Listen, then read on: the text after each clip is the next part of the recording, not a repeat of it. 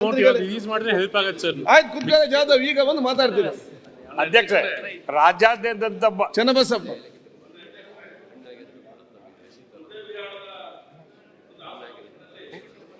ಒಂದು ಘಟನೆ ನಡೆದಿದೆ, ವಿಷಯ ಪ್ರಸ್ತಾವ ಮಾಡಿ.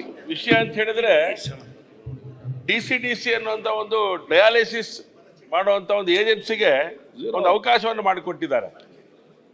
ಉಚಿತವಾಗಿ ಅವರು ಎಲ್ಲ ಸಂಗತಿಗಳು ಸರ್ಕಾರ ಕೊಡುತ್ತೆ. ಆದ್ರೆ ಇಲ್ಲಿ ನಡೆದಿರೋಂಥ ಘಟನೆ ಅಂತ ಹೇಳಿದ್ರೆ ಫೆಬ್ರವರಿ 15ನೇ ತಾರೀಕು ಒಬ್ಬಳು ಹೆಣ್ಮಗಳು ತೀರೋಗ್ತಾಳೆ, ಸೀತಾಬಾಯಿ ಅಂತ ಹೇಳಿ, ರಾಥೋಡ್ ಅಂತ ಹೇಳಿ.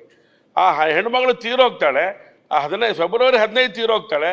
24ನೇ ತಾರೀಕಿಗೆ ಅವ್ರಿಗೆ ಡಯಾಲಿಸಿಸ್ ಮತ್ತೆ ಮಾಡ್ತಾರೆ. 30ನೇ ತಾರೀಕಿಗೆ ಮತ್ತೊಂದ್ಸರಿ ಡಯಾಲಿಸಿಸ್ ಮಾಡ್ತಾರೆ. ಅಂದ್ರೆ ಸತ್ತೋದ ವ್ಯಕ್ತಿಗೂ ಕೂಡ ಇವತ್ತು ಸರಿಯಾದಂಥ ದಾಖಲಾತಿ ಕೊಟ್ಟರೂ ಕೂಡ ಅದ್ರ ಬಗ್ಗೆ ಯಾವುದೇ ರೀತಿ ತನಿಖೆಗಳನ್ನು ಮಾಡೋದಿಲ್ಲ. ಸತ್ತೋಗ್ಬಿಟ್ಟಿದ್ದಾರೆ, ಆದ್ರೆ ಡಯಾಲಿಸಿಸ್ ನಡೆಯುತ್ತೆ, ಹಣ ತಗೊಳ್ತಾರೆ. ಹತ್ತತ್ರ ಪ್ರತಿ ತಿಂಗಳು 20-30 ಲಕ್ಷ ರೂಪಾಯಿಗಳನ್ನ ಹಣವನ್ನ ಅವರಿಗೆ ಸಂದಾಯ ಸರ್ಕಾರ ಮಾಡುತ್ತೆ. ಆದ್ರೆ ಸರ್ಕಾರ ನಮ್ಮ ಹತ್ರ ದಾಖಲಾತಿಗಳು ಕೂಡ ಇಲ್ಲಿದೆ. ಸುಮಾರು ಅದಕ್ಕೆ ಯಾರ್ಯಾರಿಗೆ ಕ್ರಮ ತಗೊಂಡಿದ್ದಾರೆ ಅಂತ ಕೇಳಿದ್ರೆ ಸುಮಾರು 8ರಿಂದ 10 ಜನ ಕ್ರಮ ತಗೊಂಡಿದ್ದಾರೆ. ಆದ್ರೆ ಒಬ್ಬಳು ಹೆಣ್ಮಗಳಿಗೆ ಬ್ರೆಸ್ಟ್ ಕ್ಯಾನ್ಸರ್ ಇದೆ, ಅವಳ ಮೇಲೂ ಕ್ರಮ ತಗೊಳ್ತಾರೆ. ಅವರೆಲ್ಲರೂ ಕೂಡ ಪರ್ಮನೆಂಟ್ ಎಂಪ್ಲಾಯೀಸ್ ಅಲ್ಲ ಅವರು. ಸೊ ಈ ತರದ್ದು ಘಟನೆಗಳು ನಡೆದಿದೆ.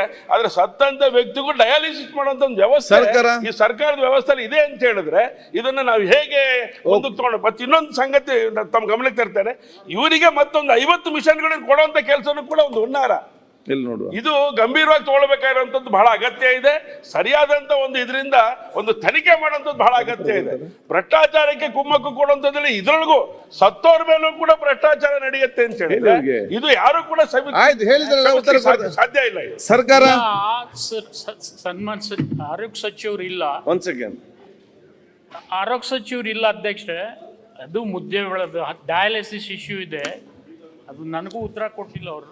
ಅವ್ರಿಗೆ ಖಂಡಿತ ಅವ್ರ ಗಮನಕ್ಕೆ, ಹೆಲ್ತ್ ಮಿನಿಸ್ಟರ್ ಗಮನಕ್ಕೆ ತಂದು ಬಹಳ ಗಂಭೀರ ತಗೊಳ್ಳಿ ಸರ್. ಯಾಕೆಂದ್ರೆ 100% ಬಹಳ ಅಗತ್ಯ ಇದೆ.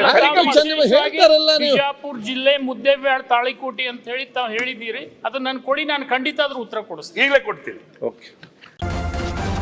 ನ್ಯೂಸ್ ಫಸ್ಟ್, ನಿರ್ಭೀತಿಯಿಂದ ನಿಮ್ಮ ಪರವಾಗಿ.